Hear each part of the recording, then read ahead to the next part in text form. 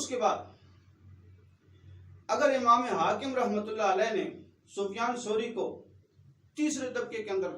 शुमार किया है, तो इमाम हाकिम ने मुस्तदरक लिल हाकिम के अंदर अपनी तसनीफ के अंदर, अपनी किताब के अंदर 200 से ज्यादा रवायतें ऐसी ली हैं कि जिनकी सनदों के अंदर हजरत सुफियान सौरी मौजूद हैं, और सिर्फ मौजूद नहीं बल्कि अन से रवायत कर रहे हैं।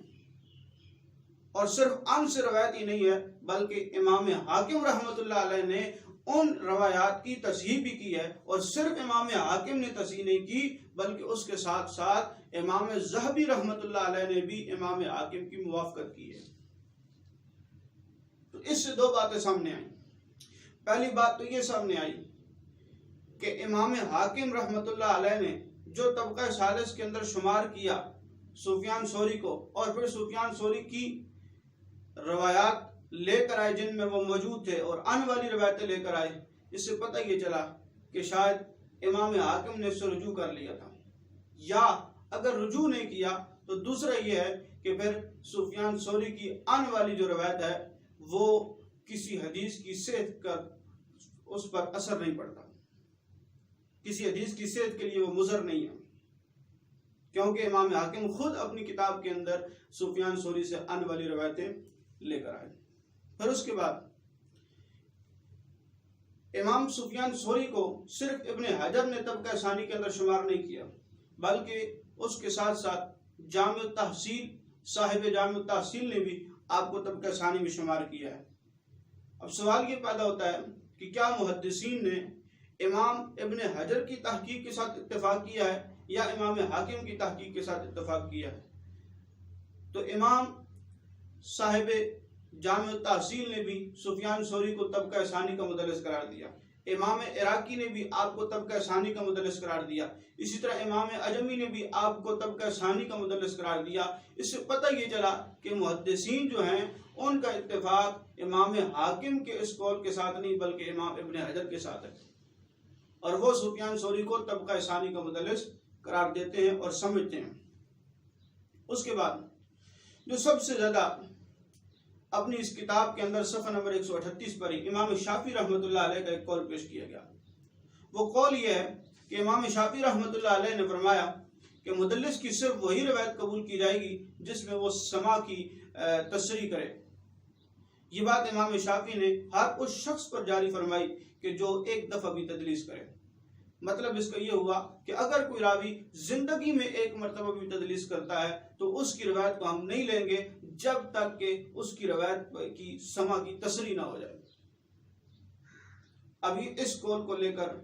एक शोर बपा किया गया कि देखिए इमाम शाफी का ये कौल है, या एक और हवाला सही मुस्लिम के मुकदमे से दिया जाता है। तो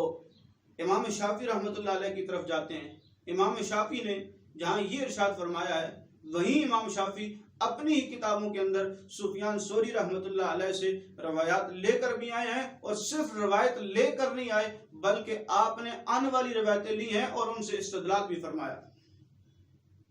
और इसका इकरार साहिब नूरुल ऐनैन ने अपनी दूसरी किताब के अंदर मक़ालात के अंदर इसका इकरार भी किया कि वाक़ियतन इमाम शाफी रहमतुल्लाह अलैह मुदल्लिसीन की रवायतें लाते हैं और अपनी किताबों के अंदर लाए हैं। अगरचे सवाल कुछ था लेकिन ज़िमनन उन्होंने वहाँ ये बात भी लिख दी है कि इमाम शाफी जो है वो मुदल्लिसीन की रवायतों को लाते थे। अब इमाम शाफी का एक कौल ये है कि हम उस वक़्त तक रवायत नहीं लेंगे जब तक उससे सिमा की तसरी ना हो जाए, और दूसरी तरफ इमाम शाफी रहमतुल्लाह अलैह मुदल्लिसीन से रवायतें ले रहे हैं और ख़ुसूसन सुफियान सौरी की रवायत को ले भी रहे हैं, आने वाली रवायत को ले रहे हैं और उससे इस्तदलाल भी कर रहे हैं। तो इससे दो बातें साबित हुई। पहली बात तो ये कि इमाम शाफी ने उस कौल से रुजू कर लिया। दूसरी बात ये कि इमाम शाफी के नज़दीक सुफियान सौरी रहमतुल्लाह अलैह की आने वाली रवायत जो है वो हदीस की सेहत पर उसका कोई असर नहीं पड़ता और वो हदीस की सेहत के लिए मुज़र नहीं है। उसके बाद आगे, और किसी भी मुहद्दिस ने इन तबकात का इनकार नहीं किया। 40 से ज्यादा मुहद्दिसीन का हवाला अपनी किताब के अंदर दिया गया कि मुदल्लिस की रवायत,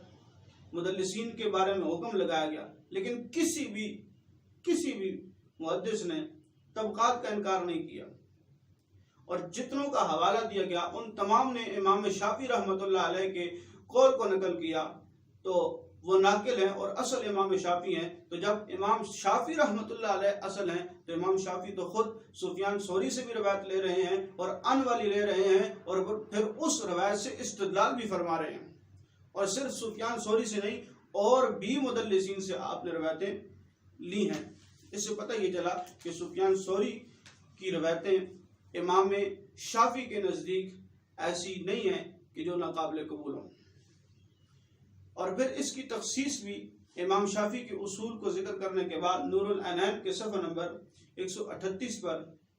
जो इमाम शाफी का कौल पेश किया गया, उसी कौल को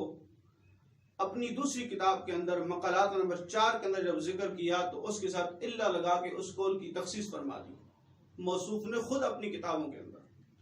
अब मौसूफ अगर इमाम शाफी के कौल में तखसीस पैदा करें और उसमें इमाम शाफी का कौल जिक्र करने के बाद इल्ला के साथ उसे इस्तिस्ना करार दें